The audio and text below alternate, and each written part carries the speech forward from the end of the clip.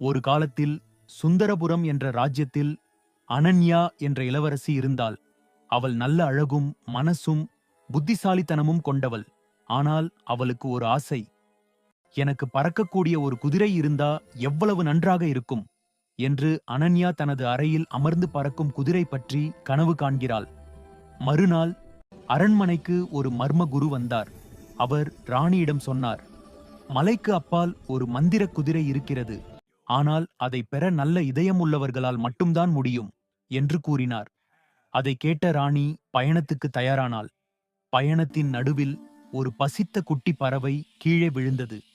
அதை பார்த்த ராணி, அம்மா பறவை வரட்டும் என்று அதை பாதுகாத்தாள்.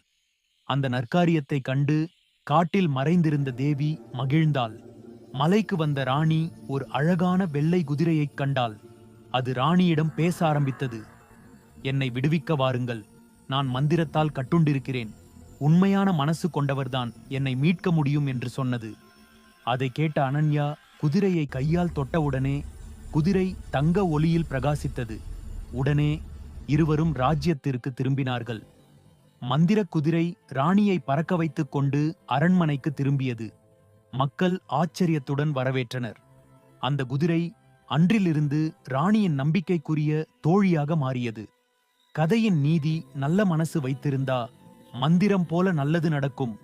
பிறருக்கு உதவி பண்ணினா கடவுள் நம்மை எப்போதும் காப்பாத்துவார்.